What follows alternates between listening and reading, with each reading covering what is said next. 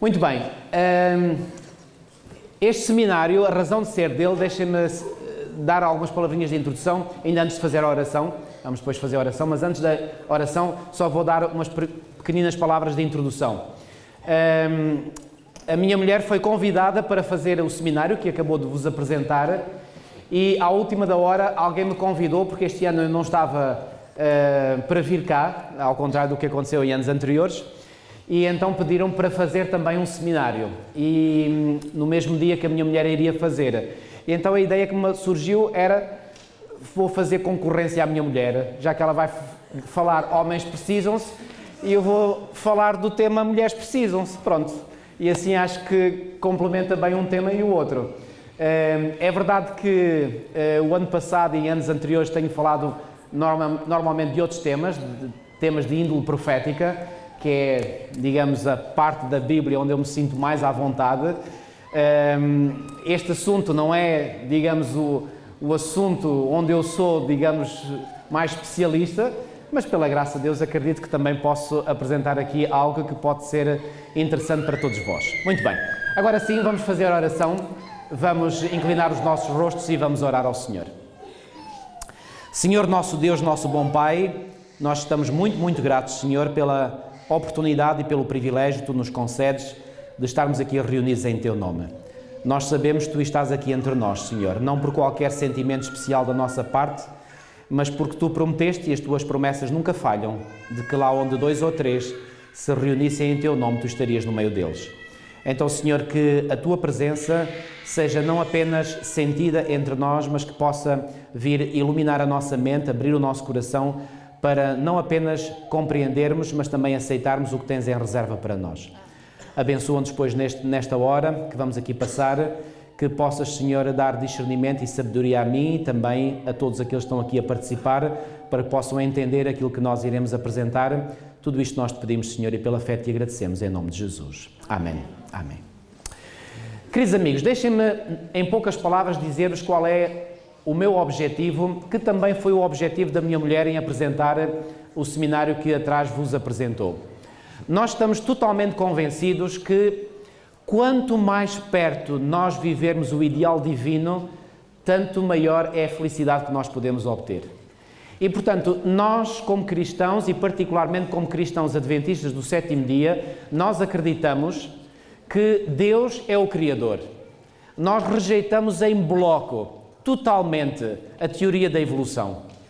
Nós não somos daqueles que juntamos evolucionismo com criacionismo. Não. Reparem que até aqueles evolucionistas, que são mesmo, eu diria, evolucionistas dos 7 costados, eles ficam extremamente indignados quando se fala daqueles chamados evolucionistas teístas, ou seja, que tentam misturar o evolucionismo com a crença em Deus. Eles rejeitam, os evolucionistas a sério, rejeitam por completo essa ponte. Portanto, eles não querem nada de Deus. E nós estamos nas antípodas. Nós não queremos nada com a evolução. Portanto, nós aceitamos que Deus é o Criador, foi Ele que criou os céus, a terra, o mar e as fontes das águas, foi Ele que criou a raça humana e, portanto, nós aceitamos unicamente uma visão criacionista. Não há lugar para o evolucionismo, ponto final, parágrafo. Esta é a minha posição de convicção total, esta é a posição oficial da Igreja Adventista do Sétimo Dia. E se alguma vez ouvirem alguém dentro da nossa igreja apresentar uma posição que seja diferente desta, podem ter a certeza, essa pessoa não está em sintonia com a posição oficial da igreja. Ok? Isto é ponto estabelecido, encerrado, discutido, ponto final, parágrafo. Portanto, nós, como adventistas do sétimo dia, aceitamos única e exclusivamente uma visão criacionista. Ok? Está claro este ponto? Muito bem. Ora, porque nós somos criacionistas, nós acreditamos então que Deus é que criou todas as coisas. Ele criou o universo, Ele criou esta terra, Ele criou todas as formas de vida cá nesta terra, as formas de vida vegetal, as formas de vida animal, e Ele criou também a raça humana. E a raça humana Ele criou um homem, uma mulher. E quando nós vamos ao início, quando nós queremos, com a ajuda de Deus, viver o ideal que Deus teve no início e que continua a ter, porque Deus não muda, o ideal que ele tem para homens, o ideal que ele tem para mulheres, então o resultado é inevitavelmente e automaticamente a felicidade. E agora, amigos, eu vou fazer uma breve introdução temática para vocês melhor compreenderem. Este é um assunto que eu não consigo resistir a meter aqui um bocadinho de profecia pelo meio. Como vos disse, para mim a profecia é das coisas que mais me seduz na Bíblia. Eu vou-vos apresentar aqui algo que tem sido algo que a pouco e pouco eu tenho vindo a descobrir e relativamente há pouco tempo para cá. Não quer dizer que não haja dados que não tenha já descoberto no passado, mas cada vez mais esta compreensão se torna cabal na minha mente. E aquilo que eu vos quero ajudar a compreender é que nós hoje vivemos numa sociedade cada vez mais global, certo? E nessa sociedade global existem, digamos, conceitos, ideologias que formataram e formatam a mente de muitas pessoas. E vocês poderão perguntar, mas o que é que isso tem a ver com o tema que vai apresentar? Vocês depois irão perceber perfeitamente a conexão. Mas deixem-me vir atrás um bocadinho, uns séculos, e vamos até ao tempo da Revolução Francesa. Sabem quando... ontem, eu gosto muito de fazer contas, e ontem eu completei exatamente o dobro da idade que tinha quando eu parti para Colões para iniciar o meu curso de Teologia. Foi no dia 30 de agosto de 1990, eu tinha 27 anos, 5 meses e mais 3 semanas, e ontem, desde esse dia até ontem, completaram-se mais 27 anos, 5 meses e 3 semanas. E quando, no dia 4 de setembro de 1990, eu chego a Colões, eu estava longe de imaginar aquilo que iria viver, aquilo que eu iria descobrir, aquilo que eu iria aprender. E uma das coisas com as quais eu fui confrontado, porque eu fui para Colões, como sabem, Colões é em França, foi a mentalidade francesa. E eu depressa me apercebi que a mentalidade francesa, pois bem, é uma mentalidade muito especial, muito sui generis. E vou-vos dizer, aquilo que me ajudou a compreender a mentalidade francesa foi que, eu creio que Deus me dirigiu nesse aspecto, eu peguei no livro O Grande Conflito e li o capítulo 15. E o capítulo 15 do Grande Conflito fala sobre a Revolução Francesa. E quando eu comecei a ler com atenção esse capítulo, eu percebi então porque é que os franceses pensam da forma como pensam. Sabem, é que a mentalidade francesa ainda hoje está plasmada, digamos, naquilo que foi a Revolução Francesa. Isto foi uma descoberta que eu fiz há 27 anos atrás. Mas sabem, muito recentemente eu descobri que, afinal de contas, esses princípios que marcaram a Revolução Francesa marcam a nossa sociedade hoje igualmente.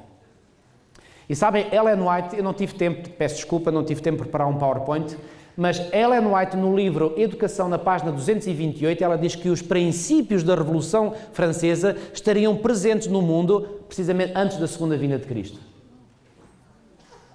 Agora imaginem, não foi só a França que foi influenciada pelos princípios da Revolução Francesa. O nosso mundo hoje, globalmente, é influenciado pelos princípios da Revolução Francesa. Agora, a grande questão é esta.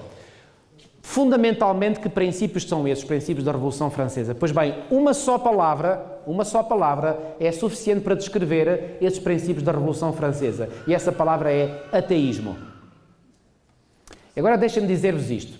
Sabem que a Revolução Francesa começou em 1789 e que depois foi muito forte nos anos 90, portanto isto no final do século XVIII, e depois no início do século XIX, ou seja, anos 1800, começou então, portanto, a sua influência começou, digamos, aquele tempo de revolução começou a abrandar em França. E a Revolução Francesa, se vocês estudarem com atenção, e vou-vos dizer, o melhor livro para vocês aprenderem sobre a Revolução Francesa é O Grande Conflito. E, particularmente, esse capítulo que vos indiquei, o capítulo 15.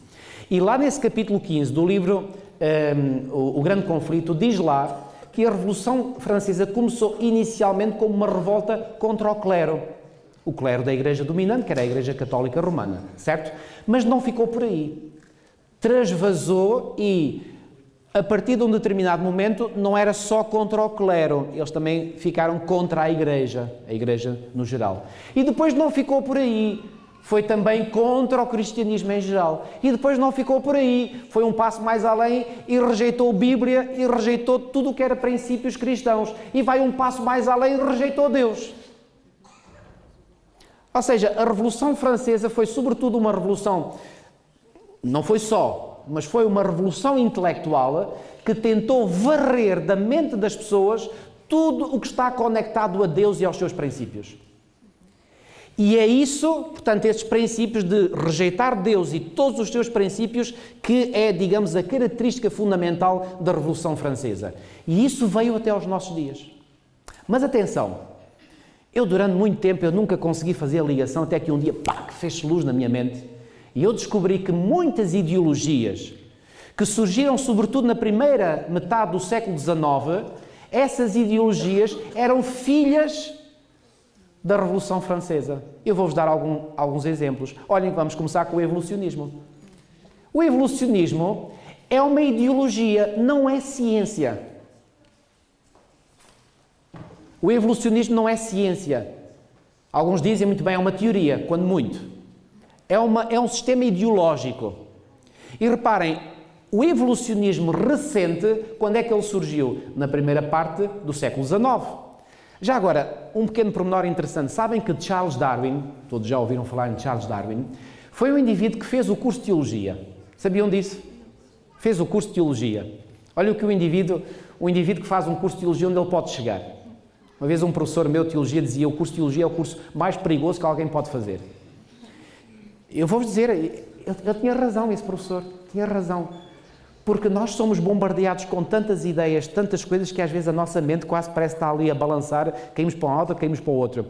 E vou-vos dizer, a única forma de não balançar, só há uma forma, é nós dobrarmos os nossos joelhos e pedirmos a Deus orientação e nos firmarmos nas verdades da sua palavra. Foi essa a minha experiência e dou graças a Deus por isso.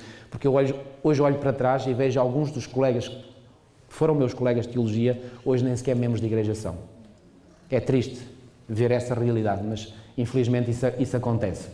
E reparem, Charles Darwin fez o curso de Teologia, mas em determinado momento ele despistou-se completamente na sua mente. E foi quando ele se despistou mentalmente que ele então veio com a teoria da evolução. E sabem que, embora o seu livro, aquele livro muito famoso, A Origem das Espécies, tenha sido publicado apenas em 1859, eu digo apenas, sabem porquê? Porque a ideia, ou seja, todo o conceito evolutivo que depois vai ser apresentado nesse livro, sabem, Charles Darwin já o tinha completamente na sua mente, sabem quando? Em 1844. É interessante, não é? Porque 1844, para nós adventistas do sétimo dia, é uma data com grande importância profética, porque é nada mais, nada menos do que o ano em que termina a maior profecia cronológica da Bíblia, que é a profecia das 2300 tardes e manhãs, Daniel 8,14. E em 1844, algo muito importante estava a acontecer no universo. Pois bem, é que Jesus Cristo, no santuário celestial, iria dar início à obra final do juízo. Mas enquanto no céu essa obra estava para começar, e começou, efetivamente, na terra algo não menos importante começou também. Estabeleceu-se o remanescente final da profecia bíblica. E o diabo sabia muito bem, porque ele conhece muito bem as profecias. E porque ele sabia que algo muito importante estava para acontecer nesta terra, sabe o que é que ele faz? Cria alternativas. E essas alternativas foram todas estas ideologias que vão surgir, sobretudo, no rastro da Revolução Francesa. E reparem, é a partir de 1844 que, com o surgimento do remanescente final da profecia de Apocalipse 12:17, vão ser pregadas as 3 mensagens angélicas. A primeira mensagem angélica diz o quê? Temei a Deus e dai glória, porque vinda é a hora do seu juízo. O juízo tinha chegado. E adorai aquele que fez os céus, a terra, o mar e as fontes das águas. Sabem, o diabo é como se dissesse assim, esta mensagem sobre um Deus Criador que fez tudo vai ser pregada, pois eu tenho uma alternativa. Qual é a alternativa? Evolucionismo. O que é então o sistema ideológico do evolucionismo? É uma tentativa de explicar o quê? A criação do universo, a criação do mundo, a criação dos seres vivos, a criação do ser humano, rejeitando Deus. Ou seja, pega-se em Deus, vai ser varrido fora, vai para o lixo. E agora, reparem, se se tira Deus da equação, o que é que fica? Fica nada. Mas agora como é que se explica tudo aquilo que Deus criou? Se nós não fazemos recurso a Deus? Pois bem, tem que se encontrar uma explicação alternativa. Pois bem, foi aquilo que Satanás inspirou a Charles Darwin. E isto, amigos, vou-vos dizer uma coisa, também aprendi num livro que li, Uma Viagem ao Sobrenatural, do irmão Roger Morneau, onde este irmão conta a experiência de que ele viveu uma experiência numa seita satânica, e lá nessa seita satânica ele aprendeu, através de um sacerdote satanista, que Satanás não permitiu que nenhum dos seus demónios estivesse junto de Charles Darwin. Ele próprio esteve ao lado de Charles Darwin. Imaginem, a ideia que surgiu na mente de Charles Darwin foi trazida à mente pelo próprio Lúcifer. Já pensaram nisto? Portanto, o evolucionismo é uma ideologia de origem demoníaca. Ponto final, parágrafo. Vocês dizem, mas, pastor, não veio para aqui falar de mulheres precisam-se? O que é que isto tem a ver com as mulheres? Já lá vou chegar. Eu disse-vos que isto é uma introdução. Olhem, amigos, não foi só o evolucionismo. Vieram outras ideologias e essas outras ideologias também têm um elemento em comum, um denominador comum. E qual é o denominador comum? Deus não existe. Deus está fora da equação. Outra ideologia, comunismo. O comunismo tenta organizar a sociedade de tal forma e com princípios pondo Deus de parte. Aliás, todos que conhecem a ideologia comunista sabem que, digamos, o pilar fundamental do comunismo é o ateísmo. Eu tive um tio na minha família, irmão do meu pai, que foi durante quase toda a sua vida comunista, e ele não acreditava em Deus. Sabe uma coisa, pela graça de Deus, pelo poder de Deus, quase no final da sua vida, Deus serviu de mim para eu falar ao coração daquele meu tio, e aquele meu tio batizou-se. Foi das maiores vitórias que eu experimentei na minha vida, grande alegria. E foi antes de eu ir para Colões. Fui para Colões com essa alegria no meu coração, de ver esse meu tio batizado. E sabem, o comunismo tenta organizar a sociedade excluindo Deus. Deus não existe. E sabem, uma vez eu estava na biblioteca em Colões, estava lá a fazer minhas pesquisas e encontrei um livro. E esse livro era Biografia de Karl Marx. Comecei a desfolhar. De repente eu vejo uma página, até me arrepiei todo.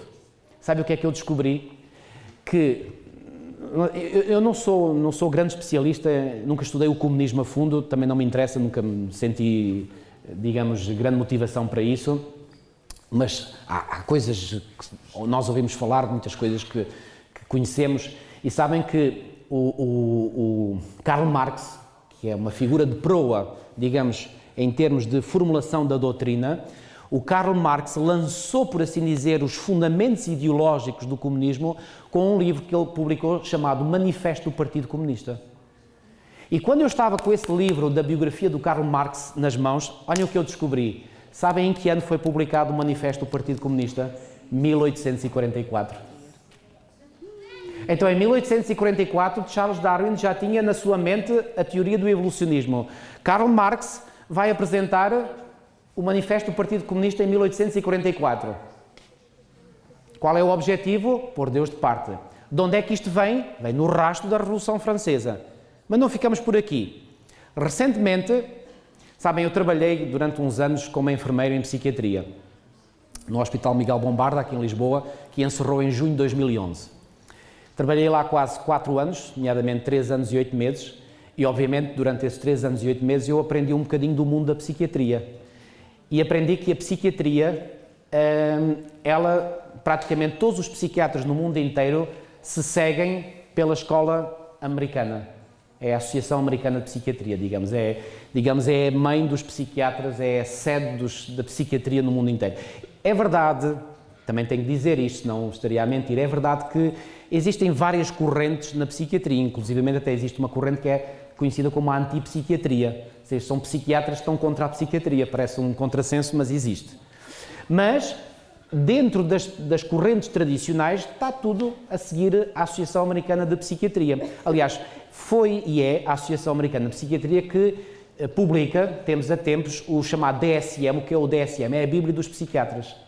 Nos consultórios lá do hospital onde eu trabalhei, estava lá o DSM, que é um calhamaço, que vai aumentando à medida que o tempo vai passando, e que tem a listagem de todas as perturbações mentais. Agora vou-vos dizer, aquilo pouco ou nada tem de científico. Aquilo é algo que eles juntam-se a falar uns com os outros e depois chegam a consensos e põem lá mais uma doença, tiram uma, põem outra, etc. Fazem assim. Vou-vos dar um exemplo. A homossexualidade era considerado distúrbio mental até aos anos 60. Nos anos 60 desapareceu. E a questão é, mas porquê que até aos anos 60 era distúrbio mental e depois deixou de ser? Estão a ver? Isto não tem nada de científico. Isto é pura política. E sabe o que é que eu descobri? Um dia descobri o selo e vocês podem fazer. Vão ao Google, metam lá American Psychiatric Association e vão ao grupo das imagens. Sabe o que é que vocês vão descobrir? O selo da Associação Americana de Psiquiatria. É parecido, não é igual, mas é parecido com o selo do Presidente dos Estados Unidos e tem assim, portanto, uma efígie, depois à volta Associação Americana de Psiquiatria e por baixo tem 1844. Mais uma, para o grupo. O que é que a psiquiatria e a psicologia são? São ideologias, não são ciência. São ideologias que tentam explicar como funciona a mente humana e eventualmente curar os distúrbios mentais e psiquiátricos sem a ajuda de Deus. Estão a ver a linha condutora ou denominador em comum? Há muita coisa aqui em comum. Mas no fundo, vai tudo dar ao mesmo. É a tentativa do ser humano de explicar o universo, de explicar o início da vida, de se explicar a si próprio, de trazer cura a si mesmo, pondo Deus de parte. É como se o homem dissesse, nós não precisamos de Deus para nada, toma lá, vai-te embora, desaparece da nossa vista, desaparece para sempre, nós somos capazes de nos explicar a nós próprios, de subsistirmos por nós próprios. Amigos, aquilo que a Revolução Francesa fez foi uma revolta contra Deus. Foi o ser humano, claro, inspirado pelas forças satânicas, nós sabemos, a opor-se a Deus.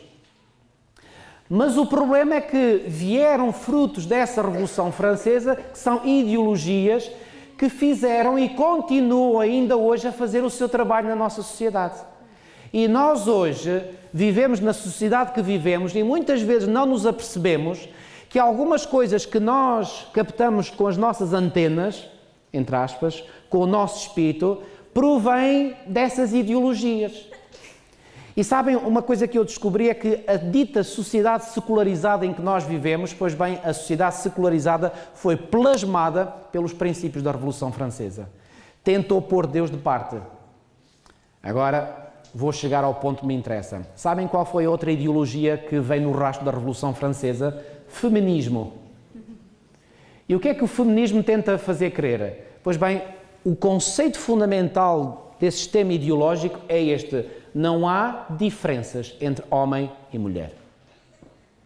E agora pergunto, isto está em sintonia ou está contra aquilo que Deus propôs no início? Completamente contra. E o que é que isto tem em comum com as outras ideologias que eu vos falei? Pois bem, o que tem em comum, sabem o que é? É que põe Deus de parte e tudo aquilo que Deus criou. É que Deus fez um homem e uma mulher e fê-los diferentes. E por falar em diferenças, vamos lá avivar um bocadinho a nossa memória. Não há só diferenças físicas, claro, essas são evidentes, também há diferenças mentais, psicológicas. E o feminismo erra, e reparem, depois no rastro do feminismo sabem o que é que vem? Vêm os movimentos gay, lésbicas, etc., que vocês agora conhecem bem porque já chega bem perto dos nossos dias. Reparem, quando, por exemplo, ainda me lembro que há um ano atrás, passava ali no Campo Quente, estava ali um grande outdoor do Bloco de Esquerda, e já agora deixa-me dizer, os partidos de esquerda, normalmente, ideologicamente, digamos, são uma herança da Revolução Francesa. Ok? Então, esse póster do Bloco de Esquerda, o que é que mostrava? Dois bonequinhos, homem e uma mulher, dois bonequinhos homens, dois bonequinhos mulheres. Como quer dizer? O casamento tanto faz ser entre um homem e uma mulher, como entre dois homens, como entre duas mulheres. É tudo igual. Qual é a mentalidade que está por trás? É esta mentalidade que tenta dizer não há diferença. Sabem qual é, no fundo, o que é que esta ideologia está a dizer? Pois Deus fez um homem e uma mulher para eles casarem um com o outro. Não. Nós não queremos esse modelo para nada. Esse modelo é antiquado. Cospe na cara de Deus. Nós é que vamos decidir qual é o modelo de casamento. E o modelo de casamento é um homem e uma mulher, é dois homens, é duas mulheres, é o que nós quisermos. Isto, amigos, é uma ideologia diabólica. Diabólica, não há outro nome. Já houve tempo que eu às vezes tinha receio em dizer as coisas, chamar os bois pelos nomes, agora não tenho nome, não tenho medo. Eu chamo os bois pelos nomes. Isto é ideologia de origem diabólica. Então, amigos, muito cuidado com aquilo que nós bebemos da nossa sociedade onde nós vivemos. Porque a nossa sociedade está aivada, como Ellen White disse, pelos princípios da Revolução Francesa. E os princípios da Revolução Francesa é de respeitar completamente Deus e os seus princípios. Então nós, como cristãos, e particularmente como cristãos adventistas do sétimo dia, nós não podemos basear as nossas crenças, as nossas convicções, os nossos valores, não podemos basear nesses conceitos, nessas ideologias que estão erradas. Nós temos que basear os nossos conceitos aonde? Na Palavra de Deus. Nós temos que olhar para a Palavra de Deus e temos que ressuscitar esses princípios. Nós não podemos apenas dizer, eu acredito em Deus. Acreditar em Deus pressupõe que eu aceito tudo aquilo que Deus ensinou, tudo aquilo que Deus fez. E se Deus no início criou um homem, criou uma mulher, então nós devemos viver à altura do modelo que Deus criou no início. Quais são as diferenças entre homens e mulheres? Bom, fisicamente, deixem-me dizer-vos, não há só diferenças, vamos começar pelas semelhanças. As semelhanças são mais do que evidentes, não é? Reparem, temos um homem, temos uma mulher, ambos têm cabeça, tronco e membros. Vamos começar pelo mais simples. Depois, ambos têm órgãos internos que são exatamente os mesmos. Vamos falar dos sistemas, por exemplo, o sistema respiratório, o sistema circulatório, o sistema digestivo, exatamente iguais, sem tirar nem pôr. Mas há diferenças? Claro que há diferenças. O aparelho reprodutor, por exemplo. Os órgãos sexuais externos são diferentes. Mas há características exteriores, por exemplo, que são diferentes. Estou a falar no geral, claro que às vezes pode haver diferenças individuais, mas no geral, os homens normalmente têm os ombros mais largos e as ancas mais estreitas, as mulheres é o contrário, têm os ombros mais estreitos e as ancas mais largas. Portanto, Deus criou-nos diferentes. E criou-nos diferentes não apenas na forma física, também nos criou diferentes na forma mental. Sabem, uma das cadeiras que eu tive no curso de Psicologia diferencial. E a Psicologia diferencial tentava fazer a análise diferencial entre vários grupos de pessoas. Não se ocupava só das diferenças entre homens e mulheres, mas também. E nesses estudos que se fazem sobre psicologia diferencial entre homens e mulheres, aliás, até há estudos neurofisiológicos que parecem comprovar isso, que nós, sabem que no nosso cérebro nós temos dois hemisférios, o hemisfério direito e o hemisfério esquerdo, e há estudos que indicam que, embora homens e mulheres utilizem, obviamente, os dois hemisférios, mas o que é que acontece? Existe uma maior preponderância para os homens funcionarem com o hemisfério esquerdo, existe uma maior preponderância para as mulheres funcionarem com o hemisfério direito. E no hemisfério esquerdo estão o centro da razão, da lógica, e no hemisfério direito estão os sentimentos, as emoções, etc. Atenção, isto não quer dizer, e não me interpretem mal, que uma mulher não é capaz de pensar com lógica, com raciocínio. Claro que é. E também não vamos dizer que um homem não tem sentimentos, está completamente despido de sentimentos, de emoções, o que não é verdade. O que quer dizer é que há uma maior preponderância, às vezes, do pensamento racional, lógico, frio no homem, e há uma maior preponderância do pensamento ou do sentimento, da emoção, no caso da mulher. E ainda ontem, por exemplo, eu traduzi um irmão deste grupo da Conferência Geral que passou cá esta semana que passou, e ele falava das formas de fazer evangelismo, e ele enfatizava, e muito bem, que no evangelismo nós não temos que apenas enfatizar aspectos que apelam à razão, que apelam à lógica. Nós também temos que lidar com as emoções dos ouvintes. Ou seja, tem que haver uma combinação perfeita. Ok? Eu pessoalmente eu reconheço, e não tenho problema em reconhecer, como homem que sou, eu tendo mais a funcionar com base na lógica, nos argumentos. Mas, repare, se eu falasse apenas aqui com tudo lógica, tudo só argumentos, mas não pusesse nenhuma emoção naquilo que fosse monocórdico, que interesse é que vocês teriam a me ouvir? Vocês ficavam todos assim, que grande seca. Eu tive um professor no curso de enfermagem, professor de Sociologia, nunca me esqueço. Aquele homem era o mesmo tom de voz do princípio ao fim da aula. Aquilo era monocórdico. E a gente todos, todos a abrir a boca, tudo uma grande seca. Se a gente não lesse aquilo que ele tinha nos apontamentos, a gente não tinha captado nada. Ou seja, tem que haver, nós devemos apresentar aquilo em que queremos de forma racional, de forma lógica, mas com emoção também. Com interesse, como que dando a entender, eu creio naquilo em que estou a apresentar, certo? Bom, isto para dizer o quê? Que em homens e mulheres há essas diferenças. Agora, essas diferenças foram criadas pelo Deus Criador para quê? Para que nós andássemos, desculpem a expressão, aqui às turras um com o outro, homens e mulheres? Não, essas diferenças foram criadas, sabem para quê? Para cada um de nós sentir que precisa de algo que está no outro, que ele não tem. E quando eu sinto que não tenho tudo, mas que posso encontrar o que não tenho na minha mulher, então eu sinto que estou dependente dela. E o mesmo ela sentir que precisa de mim, para haver uma interdependência e nós nos complementarmos. E esta ideia de complementaridade é muito bonita.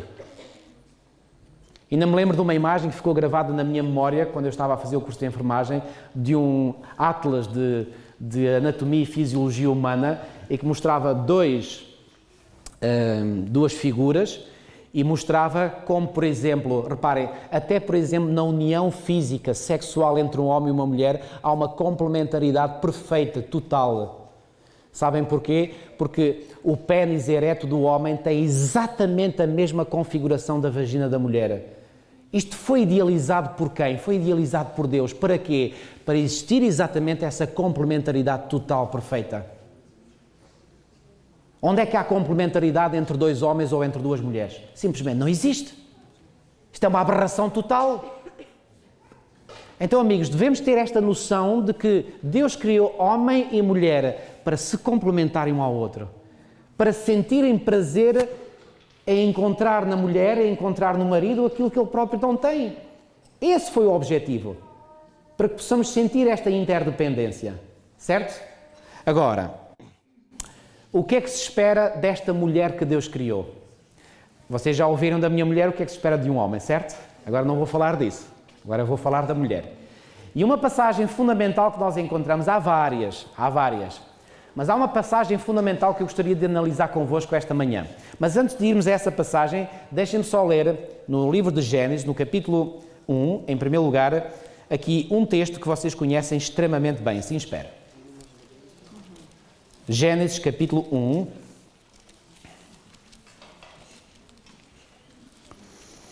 Desculpem-me esta introdução um bocadinho mais longa, mas eu quis que vocês pudessem compreender, não sei se isto foi aborrecido para vós, mas eu tentei compreender-vos o porquê de ser do nosso mundo hoje. Porquê que se pensa como se pensa no nosso mundo hoje? Isto tem as suas raízes lá no passado.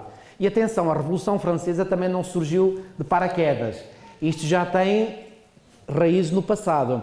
E sabem, biblicamente falando, só para completar o que eu já tinha dito, sabem, biblicamente, onde é que se encaixa perfeitamente a mentalidade que emergiu da Revolução Francesa, na mentalidade do Egito? E há depois uma outra grande mentalidade, que é uma mentalidade já religiosa, mas que acredita em Deus, aceita alguns dos seus princípios, mas não todos. E essa é a mentalidade que vem de Babilónia. E há um capítulo na Bíblia que para mim está a ser cada vez mais fascinante, que é o capítulo 11 de Daniel, que fala lá de um conflito norte-sul. Pois bem, esse conflito norte-sul não é entre dois reis literais, é entre dois sistemas ideológicos, sendo que um sistema ideológico é o sistema do ateísmo e o outro é o sistema religioso representado por Babilónia. E nós no nosso mundo hoje vivemos esse conflito. Olhem, a sociedade norte-americana agora, e sobretudo desde a eleição de Donald Trump, a sociedade norte-americana está completamente dividida, e está dividida ideologicamente. E sabem porquê? É os que são apoiantes do Rei do Sul, ou subscrevem a mentalidade do Rei do Sul, e os que são apoiantes ou subscrevem a mentalidade do Rei do Norte. Aquilo, estão em luta. E vou-vos dizer, enquanto eles estiverem em luta, nós, povo de Deus, estamos bem. Quando eles se unirem, porque a profecia de Daniel 11 diz que se vão unir, quando eles se unirem, aí é que vai começar a ser mal para nós. Porque nós, cristãos adventistas do sétimo dia, não temos nem a mentalidade do Egito, nem de Babilónia, temos a mentalidade de Israel.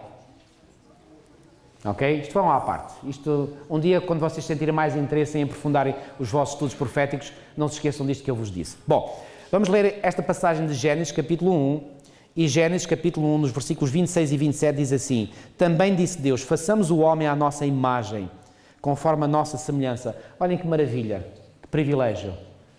Nós não somos o resultado de uma evolução fortuita, ao acaso. Nós fomos criados à imagem e à semelhança do nosso Criador. Isto para mim dá-me uma alegria tão grande, dá-me, como me faz sentir. Conforme a nossa semelhança, tem ele domínio sobre os peixes do mar, sobre as aves dos céus, sobre os animais domésticos, sobre toda a terra e sobre todos os répteis que rastejam pela terra. Criou Deus, pois, o homem à sua imagem, à imagem de Deus o criou, e depois diz, homem e mulher os criou. Outras versões dizem macho e fêmea. Ok? Então cá está, o modelo original é que Deus criou um homem e uma mulher, iguais em muitas coisas, mas distintos noutras. Ao passo que a ideologia diabólica tenta apagar as diferenças completamente, dizer é tudo igual. Não, não é tudo igual, amigos. Há diferenças. Por exemplo, em termos de função, Deus deu a função da maternidade apenas e só à mulher. E por muito que os homens tentem fazer, não mudam isto. A função da maternidade é exclusiva do género feminino e do género feminino, ponto final, parágrafo. Assim como, por exemplo, a função de liderança, mas liderança bíblica, séria, foi concedida por Deus ao homem, não à mulher. Bom, mas vamos à passagem que eu vos disse que queria analisar convosco. Provérbios, capítulo 31. Vocês conhecem muito bem essa passagem? Exatamente. Vamos a Provérbios 31, porque, embora haja várias passagens na Bíblia, mas para mim esta é a que está no topo. E que revela qual é o plano de Deus para a mulher. Para a mulher que, obviamente, queira ser a mulher de Deus. Provérbios, capítulo 31. E o que eu quero aqui fazer convosco, até há 1 hora, temos 35 minutos, é analisar esta passagem. Espremê-la ao máximo e ver o que é que nós podemos retirar desta passagem. Em primeiro lugar, portanto, Provérbios 31, vamos ler do versículo 10 até ao final do capítulo, até ao versículo 31, certo? Já agora, sabem quem é que escreveu o livro de Provérbios, não sabem? Salomão, foi rei em Israel. E não quero ser irónico, atenção, eu quero sublinhar isto, não quero ser irónico, mas não consigo deixar de pensar que o autor destes versículos, nós agora iremos ler e meditar, é um homem que tinha uma grande experiência com mulheres. Porque segundo 1 de Reis 11, 1 a 3, este homem teve 700 mulheres e 300 concubinas. Acho que foi mais do que suficiente, não foi? Foram mil? Já agora, não sei se vocês acham que eu estou aqui a dizer alguma coisa que não conheciam. Já agora, se não conheciam, venham lá ver comigo. 1 de Reis, capítulo 11. 1 de Reis, capítulo 11. Pois, nem toda a gente poderá conhecer esta passagem. 1 de Reis, capítulo 11, vamos ler os versículos 1 a 3. Diz assim: Ora, além da filha de Faraó, amou Salomão muitas mulheres estrangeiras, moabitas, amonitas, edomitas, sidónias e eteias, mulheres das nações, de que havia o Senhor dito aos filhos de Israel: Não caseis com elas, nem casem elas convosco, pois vos perverteria o coração para seguires os seus deuses. A estas se apegou Salomão pelo amor. Tinha 700 mulheres, princesas e 300 concubinas, e suas mulheres lhes perverteram o coração. Pudera também, com tanta mulher? O homem não aguentou. Bom, volto a dizer, não quero ser irónico, mas quero-vos salientar este aspecto. O homem que escreveu sobre a mulher virtuosa era um homem que tinha uma grande experiência com mulheres. Vocês dirão, então mas aquilo que Salomão fez era correto? Não, não é correto. A Bíblia é muitas vezes factual, ou seja, apresenta os factos como eles foram, como eles aconteceram. Mas nós sabemos, por outras passagens bíblicas, que este estava longe de ser o ideal de Deus para o ser humano. Como é que nós podemos saber isso? Mais uma vez vamos ao princípio. É que no princípio Deus não criou 3 Evas, nem 4, nem 5 Evas. Criou uma Eva para um Adão. Não criou um Adão e várias Evas, não criou uma Eva e vários Adões. Foi um Adão, uma Eva. Aqui está o modelo. Portanto, o modelo para a vida conjugal, de acordo com a vontade de Deus, é um homem, uma mulher. Não é um homem e várias mulheres, nem é uma mulher e vários homens, não é 2 homens, 2 mulheres, não, é um homem e uma mulher. Ponto final, parágrafo. E tudo o que sair deste modelo é errado. Certo? Portanto, a vida que Salomão viveu em ter 1000 mulheres estava fora do plano de Deus. Agora, eu já pensei comigo mesmo se quando Salomão escreveu estes versículos que nós agora iremos ver em Provérbios 31, será que dentre essas 1000 mulheres que ele tinha, havia alguma ou algumas que correspondiam ao modelo que ele apresenta aqui de mulher virtuosa? Ou será que mesmo no meio das 1000 ele nunca encontrou nenhuma mulher virtuosa? Eu digo sinceramente, eu não consigo dar resposta a essa pergunta porque não a tenho. Eu não tenho resposta para a pergunta, mas é uma pergunta que já me veio à mente naturalmente. Será que ele teve alguma dessas 1000 mulheres, era uma mulher que correspondia a este modelo? Ou ele, depois de ter convivido com todas essas mulheres, chegou à conclusão, uau, apesar de ter 1000, nenhuma delas corresponde a este ideal. E ele apresenta o ideal. Mas independentemente se Salomão teve ou não teve mulher virtuosa, isso agora pouco interessa para o caso. O que importa para o caso é nós pegarmos neste texto bíblico e vermos que está aqui o modelo de uma mulher ideal, que é apresentada como sendo uma mulher virtuosa, ou seja, uma mulher com virtude. E quais são essas características? Vamos lá então analisar este texto com atenção. Portanto, Provérbios capítulo 31, a partir do versículo 10. Mulher virtuosa, quem a achará? E olha que esta pergunta é que me faz pensar, será que Salomão achou mesmo? Se calhar ele não achou, e por isso é que ele falou disto. Não sei, volto a dizer, não sei, e não pensem que eu estou a dar a resposta, porque não estou. É apenas uma pergunta que deixo no ar. Agora, falando dessa mulher virtuosa, o que é que ele diz? E eu agora acredito, atenção, que Salomão, quando escreveu isto, escreveu inspirado pelo Espírito Santo. Isso eu não tenho dúvidas, ok? Diz assim, o seu valor muito excede o de finas joias. Ou seja, esta mulher tem um valor que ultrapassa em muito de finas joias. Reparem, as joias sempre tiveram valor, continuam a ter no nosso mundo hoje, e no passado não era diferente.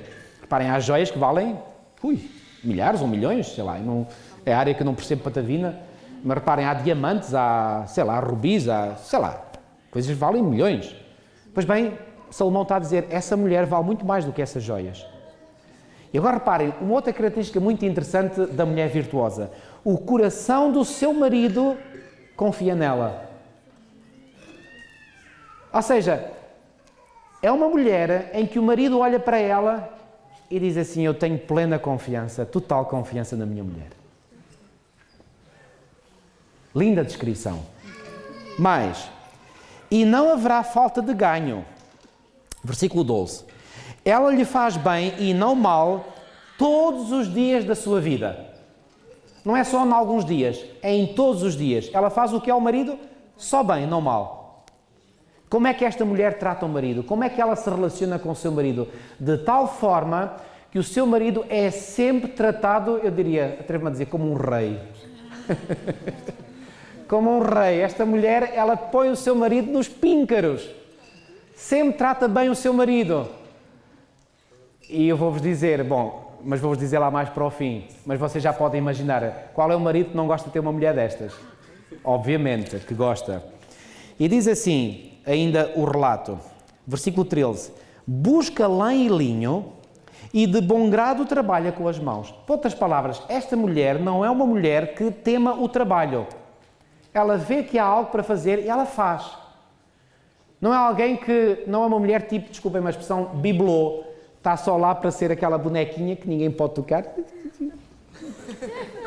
Ninguém pode tocar naquela mulher porque ela não pode fazer nada, não pode pôr as mãos, nem pode lavar a louça, então ia estragar as mãozinhas, a pele das mãos, não, as unhas. Não é uma mulher bibelô que está lá só para ser apresentada no mostruário. Não. Esta mulher deixem-me usar as expressões que vocês todos conhecem, é uma mulher que é capaz de arregaçar as mangas e pôr-se ao trabalho. Pôr a mão na massa, como se costuma dizer. Ela não teme. Claro, aqui quando diz busca lã e linho para quê? É que antigamente, sabem que, para fiar, exatamente. E nas casas, muitas pessoas para terem de que se vestir, tinham que fazer a sua própria tecelagem. Então esta mulher certamente tinha em casa o seu tiar e ela fazia, portanto, lá as peças de vestuário que eram necessárias para vestir a sua família. Claro, hoje em dia temos mais essa facilidade, não é preciso pôr uma peça de tear lá em casa. Mas qual é o princípio que podemos inferir desta passagem? É que aquilo que é necessário para a sobrevivência, para o bem-estar da sua família, esta mulher faz. Não manda fazer, ela própria faz também. Versículo 14. É como um navio mercante, de longe traz o seu pão. O que é que imediatamente nos vem à mente quando nós lemos isto? Esta mulher não teme ir onde for necessário. É como um navio mercante. O que é que quer dizer? Assim como um navio mercante faz longas viagens para trazer as mercadorias, esta mulher não teme ir onde for necessário, ela vai para cumprir com aquilo que é necessário. E agora reparem aqui no versículo 15 diz algo muito interessante. É ainda noite e já se levanta e dá mantimento à sua casa e atarefa às suas servas. Esta mulher tem uma capacidade extraordinária de gestão. Não só, como já vimos, ela age. Reparem que esta mulher age. Foi a primeira coisa que o sábio Salomão disse. Mas ela diz aqui também que tem servas. Mas o que é que ela faz às servas? Ela levanta cedo, ou seja, ela dá o exemplo, e ela então diz às servas, olha, tu fazes isto, tu fazes aquilo, distribui tarefas. Mas quem é a grande gestora? Quem é que supervisiona tudo? É ela. Eu diria que esta mulher é uma grande businesswoman. Sim. Ela tem uma capacidade de gestão extraordinária. Mais... E diz ainda, agora o versículo 16, examina uma propriedade e adquire-a. Olha só, não só ela vai examinar a propriedade, mas diz que ela própria a adquire. Ou seja, ela não chega à casa e diz assim ao marido, olha, eu vi uma propriedade que me agradou, vai lá tu comprá-la. Não, ela própria a compra. E aqui ainda podemos dizer com mais propriedade, é uma businesswoman. Amigos, deixem-me dizer-vos uma coisa, ao contrário do que algumas pessoas pensam, quando o modelo bíblico é seguido, pois bem, a mulher é altamente valorizada. E quando a nação de Israel viveu, foram poucas as vezes, infelizmente, ao longo da sua história, mas quando a nação de Israel viveu à altura do chamado que Deus tinha feito, as mulheres estavam no topo, como estavam os homens, estavam todos. Agora, no tempo de Israel, a mulher era uma mulher que fazia negócios também. Ia ver propriedades, adquiria. E olha o que continua a dizer. Planta uma vinha com as rendas do seu trabalho. Ela imiscui-se, ela não se reserva, ela vai, ela mete as mãos, ela arregaça as mangas, ela vai ao trabalho. Ela não manda só trabalho para as servas, ela própria o faz. Que qualidades fabulosas. Versículo 17, cinge os lomos de força e fortalece os braços. E agora no versículo 18 diz uma coisa que é absolutamente fascinante. Sabe o que é que diz o versículo 18? Ela percebe que o seu ganho é bom. Deixa-me dizer-vos por minhas palavras. Sabem o que é que esta mulher consegue fazer? Ela tem a capacidade de se autoanalisar. Ela percebe que o seu trabalho é bom. Ela não está à espera que outros digam, aquilo que tu estás a fazer é muito bom. Não. Ela sabe autoanalisar-se. E é uma pessoa que tem certezas na sua mente. Não é uma pessoa que na mente é frágil. Porque sabem, quando alguém é frágil na sua mente, é insegura, não sabe se aquilo que fez é bem, se não é bem, está dependente do parecer dos outros. Esta mulher não precisa disso. Ela sabe que aquilo que faz é bom. É segura, exatamente. É confiante. Sabe. E repare, esta capacidade de nós nos autoanalisarmos não é algo errado. É uma virtude. Ok? Ela percebe que o ganho é bom. A sua lâmpada não se apaga de noite. O que é que isto quer dizer? Que ela está sempre pronta a vigiar mesmo durante a noite. Sabem que, por falar em lâmpada, sabem que a lâmpada é o símbolo da enfermagem. Mais uma vez eu falo por conhecimento de causa. Quando eu me formei, no dia 14 de dezembro de 1985, eu e as minhas colegas de turma recebemos todos uma lâmpadazinha. Aqui é o símbolo da enfermagem. Sabem de onde é que vem esse símbolo? Vem do trabalho de uma grande enfermeira, Florence Nightingale, ficou muito conhecida, uma senhora inglesa, que foi para a guerra da Crimeia e ajudava, portanto, os feridos da batalha, e ela andava com uma lâmpadazinha, uma candeiazinha de azeite, de noite, a ver os feridos para ver quem é que precisava da sua ajuda e por andar com essa candeia de azeite, essa candeia ficou o símbolo da enfermagem. Vocês vão aí a uma escola de enfermagem, está lá sempre o símbolo da candeia. É esta imagem que aqui está. Esta mulher a sua lâmpada estava sempre acesa, ou seja, ela mesmo durante a noite, ela andava a ver se alguém precisava de ajuda. Para quê? Para socorrer, para ajudar. E olha, eu vou-vos dizer uma coisa, e quando digo, emociono-me sempre. Eu uma vez lembro que eu era criança, eu estava muito doente, eu tinha febres terríveis. E eu estava deitado na minha cama e acordava de vez em quando, e sabem uma coisa, sempre que eu acordava eu via a minha mãe ao meu lado.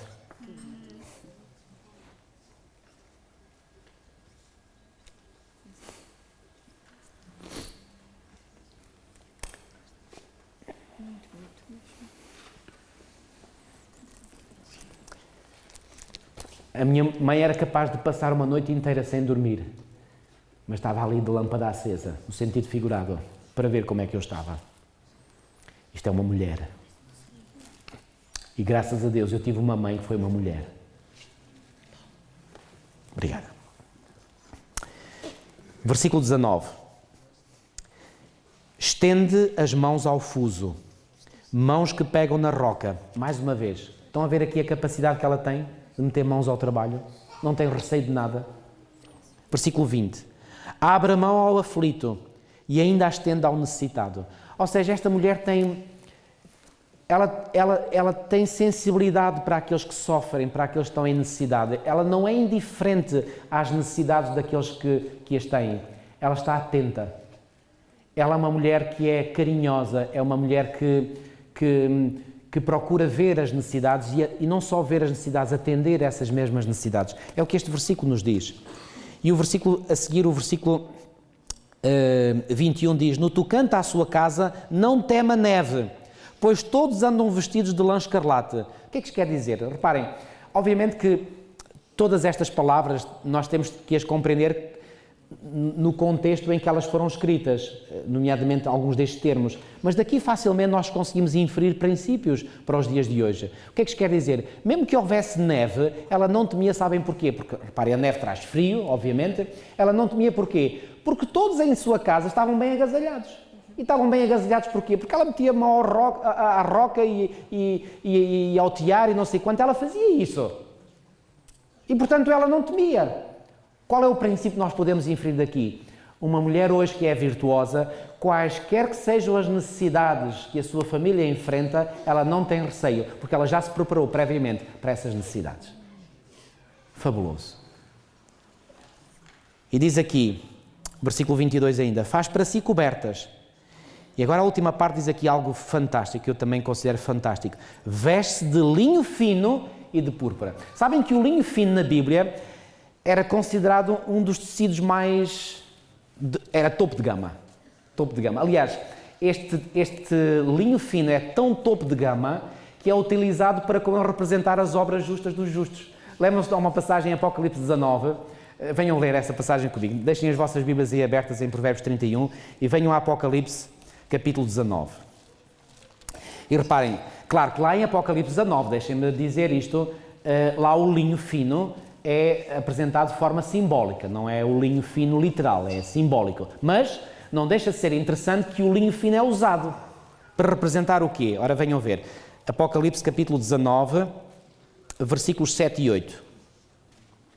Diz assim: alegremo-nos, exultemos e demos-lhe a glória, porque são chegadas as bodas do Cordeiro, cuja esposa a si mesma já se ataviou. Quem é esta esposa? É a igreja, obviamente. Mas diz aqui que a esposa se ataviou. E ataviou-se como? Volto a dizer, a linguagem simbólica. Pois lhe foi dado vestir-se de linho quê? Fino. A minha versão até diz finíssimo. Resplandecente e puro, porque o linho finíssimo são os atos de justiça dos santos. Qual é o meu ponto aqui? O meu ponto é que, embora este linho aqui mencionado, volto a dizer, seja emprego no sentido figurado, mas não deixa de ser interessante que a Bíblia recorre ao linho para com ele representar algo de belo que a esposa de Cristo tem, que é os seus atos de justiça. Então, quando lá em Provérbios 31 diz que a mulher se veste de linho fino, o que é que se quer dizer? Esta mulher veste topo de gama. Topo de gama. E o que é que quer dizer topo de gama? Bom, podemos eventualmente dar várias interpretações, mas para mim há uma interpretação que me parece muito clara. É que esta mulher não é, desculpem-me o termo, não se veste de forma maltrapilha. Não se veste de forma sem bom gosto, ela veste com bom gosto. Ou seja, ela apresenta-se e quando se apresenta as pessoas olham para ela e dizem, uau, parece que tem gosto em olhar para aquela mulher e a sua aparência é uma aparência que incute respeito e honra para a senhora. Bom, é evidente, deixa-me aqui fazer um comentário à parte, não é a roupa que uma mulher veste que só por si lhe confere honra e dignidade. Sejamos claros nesse aspecto. O que é que deve conferir honra a uma senhora? Assim como a um homem, obviamente. É o seu caráter, é o seu interior. Mas aquilo que ela veste não deixa de refletir o seu interior. Então esta mulher veste de tal forma em que a sua honra interior, o seu caráter, ainda é mais evidenciado. Ela veste de linho fino, ou seja, ela veste de forma topo. Olhem que imagem, para mim esta é uma imagem lindíssima. Nós olhamos para uma mulher e sentimos gosto em olhar para aquela senhora e infunde respeito. E reparem, ao dizer isto eu estou a dizer algo também. Esta mulher não é imodesta. Porque quando nós vemos algumas senhoras vestidas, pois bem, nós às vezes fazemos associações. Bom, aquela mulher é isto ou é aquilo. Não, esta mulher não há margem para pensar isso dela. Nós olhamos e dizemos, esta senhora é uma senhora de respeito, é uma senhora de categoria. Ela não permite que a sua forma de vestir faça com que outros tenham dúvidas sobre o seu caráter, sobre a sua boa reputação. Perceberam a mensagem? É isto que eu acredito que este texto quer dizer. Ela veste de linho fino e de púrpura. Agora, o versículo 23. Uau! Este aqui é um texto absolutamente incrível. Diz assim, o seu marido é estimado entre os juízes. Ou seja, o marido desta mulher ganha honra, ganha dignidade pelo valor que a mulher tem. Ou seja, esse homem, esse marido até já pode ter um certo valor, mas ele ainda ganha mais valor pela mulher que tem. E olhem que ele é estimado não só entre a plebe, entre o povo, entre os juízes, ou seja, entre pessoas do topo da sociedade, porque os juízes estavam no topo da sociedade israelita. Este homem é honrado. Eu posso imaginar agora aqui uma à parte, isto é um comentário muito pessoal, que alguns desses juízes olhavam para aquele marido e diziam assim, uau, que sorte que este homem tem. Este homem tem uma mulher fabulosa. E se calhar alguns até sentiam um bocadinho de dor de cotovelo por não ter uma mulher assim. Estou eu a dizer, isto é um à parte meu. Mas isto para dizer o quê? Que este homem era altamente honrado pela mulher que tinha. As pessoas apreciavam, uau, que homem. Exatamente. Que a irmã está a dizer e é verdade. Muitas vezes se diz e há verdade nisso, por trás de um grande homem está uma grande mulher. Deixem-me dizer-vos, eu creio que às vezes não se faz justiça nesse dito popular e eu acredito que isso se aplica, sim, pode-se aplicar a uma mulher, mas também se aplica, e muitas vezes nós esquecemos essa mulher, que por trás de um grande homem está uma grande mulher e a primeira grande mulher que formatou aquele homem foi a sua mãe. E muitas vezes esquecemos da mãe. Quem é que formatou o caráter de Moisés? Foi a mãe. Quem é que formatou o caráter de Jesus enquanto ser humano? Foi a sua mãe. Portanto, atrás de um grande homem está uma grande mulher e essa grande mulher é, em primeiro lugar, a mãe. Mãe. Não quer dizer que depois a esposa não venha a dar o seu contributo, com certeza, isso está fora de questão. Mas a mãe, muitas vezes é ignorada, é esquecida. A mãe é que muitas vezes está na origem de um grande homem. Ben Carson, muito bem dito. A minha mãe, nunca teve numa escola. Minha mãe era analfabeta, sabia ler. E eu não tenho nenhuma vergonha de dizer que a minha mãe é analfabeta, porque ela foi uma grande mulher.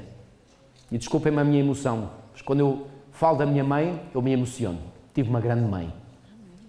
E por tive uma grande mãe, se calhar aquilo que eu sou hoje, se calhar não, de certeza, aquilo que eu sou hoje, em grande parte, se deve à minha mãe. Isso eu não posso esquecer, nem quero esquecer. Vamos continuar. Seu marido é estimado entre os juízes, quando se assenta com os anciãos da terra. Olhem agora aqui no versículo 24, diz assim: ela faz roupas de linho fino. Ou seja, não apenas ela usa linho fino para ela própria, ela não é egoísta. Ou seja, ela não diz assim, ok, o linho fino é só para mim, só eu é que posso usar, os outros não, que é para eu me distinguir dos outros. Não, não, não, não, não. Ela tem um coração generoso, ela partilha, ela distribui também vestuário de classe a outros. Ela faz roupas de linho fino e vende-as e dá cintas aos mercadores. A força e a dignidade são os seus vestidos. E quanto ao dia de amanhã não tem o quê? Não tem preocupações. Porquê que ela não tem preocupações quanto ao dia de amanhã? Porque ela vive o presente, ela age no presente e, portanto, não se preocupa com o dia de amanhã. Lembram-se de Jesus no Sermão da Montanha disse: não fiqueis ansiosos quanto ao dia de amanhã, quanto ao que haveis de beber, quanto ao que haveis de vestir, porque cada dia tem o seu próprio mal. Preocupai-vos com o dia de hoje. Reparem, esta mulher vive na íntegra esse princípio enunciado por Jesus. Ela não se preocupa quanto ao futuro, ela não anda ansiosa, ela não tem que recorrer a ansiolíticos nem antidepressivos, não, não, não, não. Ela é uma mulher segura de si, ela sabe autoavaliar-se, como nós já vimos, ela faz o seu trabalho que deve ser feito e não se preocupa com o amanhã. E vou-vos dizer, amigos, isto é uma grande lição para todos nós. Se nós vivermos bem o nosso dia-a-dia, não precisamos nos preocupar com o amanhã. Exato. Versículo 26. Fala com sabedoria e a instrução da bondade está na sua língua. Estão a ver aqui esta combinação? E qual é esta combinação que eu quero realçar? É a sabedoria com a bondade. Ou seja, há pessoas que às vezes falam com sabedoria, mas sem bondade. Eles falam com bondade e sem sabedoria. Mas quando a sabedoria e a bondade se juntam, isto é uma dupla imbatível. Pois bem, a mulher virtuosa tem esta característica. Ela é sábia, mas ao mesmo tempo bondosa. Ou é bondosa, mas ao mesmo tempo sábia. Versículo 27. Atende ao bom andamento da sua casa e não come o pão da preguiça. Reparem bem, atende ao bom andamento da sua casa. Onde é que esta mulher é rainha e senhora? No seu lar. Em casa. Não há nada em casa que lhe escape ao seu comando. Ela está em cima de todo o acontecimento. Já vimos há bocadinho em versículos anteriores, ela dá tarefa às servas, levanta-se de manhã cedo, não há nada que escape. Esta mulher tem tudo sob controle. Fantástico. E já agora, sabem que a nossa sociedade hoje, lá está influenciada por estes princípios que advêm da Revolução Francesa, é que fez com que a nossa sociedade hoje coloque homens e mulheres a desempenhar as mesmas funções. E deixem-me dizer-vos que eu considero pessoalmente que qualquer mulher consegue muitas vezes realizar funções que homens realizam tão bem ou melhor às vezes que alguns homens. No sítio onde eu moro atualmente, moro em Avintes, vi lá da janela da minha cozinha e uma senhora a conduzir um autocarro, mas daqueles autocarros gigantes, e fez lá uma curva e eu disse assim, epá, grande mulher, a mulher fez aquilo, 5 estrelas. Eu não fazia. Bem, também não tenho a carta de pesados. Mas se pegassem agora no autocarro eu não faria. E a mulher fez aquilo. Isto para dizer o quê? Uma mulher consegue realizar tarefas que homens fazem tão bem como alguns homens. Isso não está em causa. Mas qual é, basicamente, o local onde a mulher deve ser rainha e senhora? É em casa, no seu lar. E amigos, isto perdeu-se muito na nossa sociedade hoje. E eu acredito, e se lerem Ellen White, ela fala muito claramente que a mulher é em casa, é onde ela deve exercer fundamentalmente o seu trabalho. Continuando, não come o pão da preguiça, ou seja, ela não é preguiçosa, como já vimos. Versículo 28, levantam-se os seus filhos e lhes chamam ditosa. Olhem que característica linda, maravilhosa. Os filhos olham para esta mulher e ficam contentes de falar da mãe que têm. Porquê? Porque é uma mãe extraordinária. E qual é a mulher, eu faço agora a pergunta, que não fique satisfeita em ter filhos que a honrem, que digam bem da sua mãe? Que alegria que isso dá ao coração de uma mulher. E agora, estes filhos têm razão para honrar para a mãe que têm? Se têm. E olhem, não é só os filhos. O que é que diz a seguir? O seu marido a louva. Pudera. Qual é o marido que não quer uma mulher destas? Seu marido a louva, dizendo, muitas mulheres procedem virtuosamente, mas tu a todas sobrepujas. Ou seja, o que é que ele está a dizer? Ó mulher, há muitas mulheres boas por aí, mas tu és a melhor de todas. Bom, atenção, obviamente que este marido está a falar com o coração apaixonado por esta mulher. Só pode ser, não é? E porquê? Porque embora ele tenha plena consciência que há outras mulheres, pode haver outras mulheres virtuosas por aí, mas a dele é a melhor de todas, porque ele olha para a sua mulher e minha mulher é a melhor de todas. Olhem que alegria que um homem sente de poder olhar para a sua esposa, para a sua mulher e ver, uau, minha mulher é a melhor de todas. Posso dizer aqui um segredo? Eu também acho que tenho a melhor mulher de todas. É bom quando o marido olha para a esposa e a vê que realmente ela... E agora repare, o versículo 30 diz assim, enganosa é a graça e vã a formosura. Sabe o que é a formosura? É uma palavra que hoje em dia já não é muito usada no nosso vocabulário. Formosura vem de forma. Ou seja, a formosura não é necessariamente a beleza, porque uma mulher pode ser bela e não ser formosa, ou pode ser formosa e não ser bela. A formosura tem a ver com a forma, ou seja, é a silhueta feminina, silhueta tipicamente feminina. E deixem-me dizer-vos, e queridas meninas, jovens, senhoras que estáis aqui, saibam que a silhueta feminina, sobretudo se é uma bonita silhueta, é algo que, sabem, conhecem aqueles comandos à distância? Que nós temos o comando, estamos sentados no sofá e podemos comandar. Pois bem, a silhueta feminina é como se fosse um comando à distância para a cabeça de um homem. Afeta. O homem tem a sua química a funcionar de tal maneira quando vê uma boa silhueta sente-se atraído. É por essa razão que uma mulher que se preze não deve mostrar a sua silhueta a qualquer homem. Deve mostrar a sua silhueta, deve sim senhora, mas a quem? Ao seu marido e em casa. Não é para mostrar, porque quando ela mostra a sua silhueta a qualquer homem, os olhos de muitos homens podem ficar em bico. Se diz, mas porquê que ele fica assim? Fica assim porque é homem. Porque o homem está feito para funcionar desta forma. Agora, e vocês perguntarão, então mas o homem não se deve controlar? Com certeza, não estou a dizer o contrário. Um homem que seja crente, um homem que queira temer a Deus, ele não vai permitir que ao ver uma mulher linda, formosa à sua frente, ele não vai permitir que na sua mente ocorram maus pensamentos, ele vai fazer o melhor. Portanto, isso é o que o homem deve fazer. E muitos de nós, homens, que aqui estamos, sabemos que temos que fazer isso na sociedade em que vivemos. Agora, mas falando para as senhoras e para mulheres que queiram temer a Deus, a mulher tem a sua parte a fazer também. É o quê? É ser recatada, ser modesta, para não despertar desejos no coração de outros homens. Mas o que é que este texto está aqui a dizer? Que vã é formosura. E a formosura é vã porquê? Porque vai chegar um momento, com a idade, com isto, com aquilo, em que a formosura vai acabar. Ou vai diminuir. E se a mulher pensa que o seu valor está única e exclusivamente fundamentado na formosura, pois bem, vai chegar um momento, quando essa formosura for, o valor vai igualmente. E agora? Essa mulher entra em depressão. Mas esta mulher que estamos aqui a analisar não entra em depressão, sabem porquê? Porque ela não está convencida que a formosura é o valor supremo. Não, ela sabe que a formosura é vã. Agora, qual é o valor dos valores que vem aqui mencionado no versículo 30?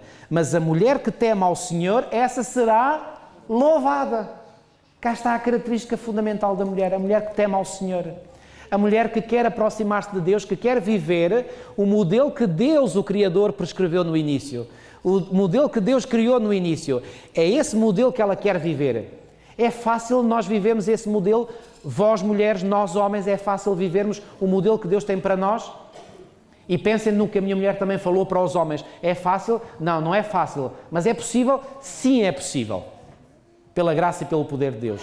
E se nós quisermos ser cristãos e cristãs, então, amigos, aquilo que nós temos que fazer é, ok, eu sou crente em Deus, eu quero agradar ao meu Deus. Então, se eu quero agradar ao meu Deus, eu quero seguir as recomendações, o modelo que Deus criou, as recomendações que Ele nos dá. E, amigos, volto a dizer aquilo que disse no início, quanto mais de perto nós seguirmos essas recomendações, esse modelo original que Deus criou para homens e mulheres, mais felizes, mais a sensação de felicidade, de realização nós sentimos dentro de nós. Quanto mais perto vivemos do modelo de Deus, mais felizes nós seremos. E mesmo para terminar, dá-lhe o fruto das suas mãos e de público a louvarão as suas obras. Ou seja, todas as pessoas acabam por olhar para esta mulher, mesmo aqueles que podem não ser crentes, olham para esta mulher e dizem, uau, que mulher ali está. Que mulher que ali está. Eu pergunto, o ideal que Deus tem para vós mulheres é um ideal elevado? Elevadíssimo. Elevadíssimo. Mas este ideal elevadíssimo é possível como? Mais uma vez, pela graça e pelo poder do Senhor. Agora, sabem, Deus quer a nossa felicidade. Deus quer o nosso melhor. E é uma honra, meus queridos, e com isto vou terminar, é uma honra, é um privilégio nós podermos viver, pela graça e pelo poder do Senhor, esse modelo, essas recomendações, esses princípios que Deus nos coloca.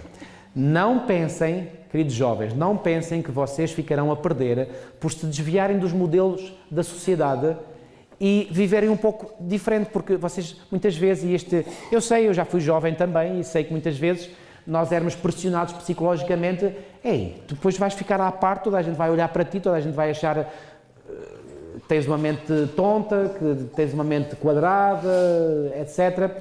Amigos, não se preocupem com os comentários que vos possam fazer. Sigam o modelo divino e vós sereis homens e mulheres de topo de gama. Topo de gama. E cada homem, viva pela graça do Senhor a sua masculinidade, a sua virilidade. E cada mulher viva pela graça do Senhor a sua feminilidade. Quando nós vivermos, homens e mulheres, homens a sua masculinidade, mulheres a sua feminilidade, nós seremos plenamente felizes. E seremos um exemplo brutal para os outros. Porque os outros olharão para nós e dirão, uau, que homem, que mulher. E ao chamarmos a atenção dos outros para nós, devemos agora ter a sabedoria de saber dizer a eles o que é que nos faz diferentes, o que é que nos faz melhores. E o que é que nos faz diferentes e melhores? É nós honrarmos o Deus, esse Deus que foi completamente posto de parte desde a Revolução Francesa e continua a ser posto de parte nos nossos dias. Nós temos o privilégio e a honra de marcar a diferença da nossa sociedade. É esse o meu desejo, o meu voto e a minha oração para cada um de vós. Que Deus vos abençoe. Vamos orar.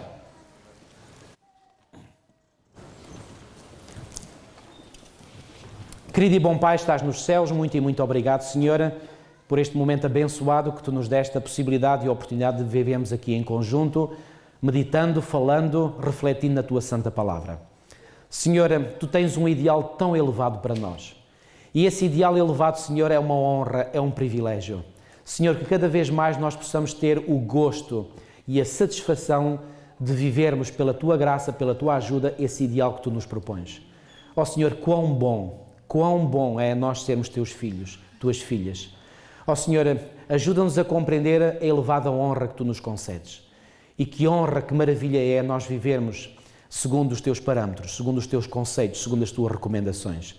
Que nenhum jovem, nenhuma jovem que aqui estão esta manhã possa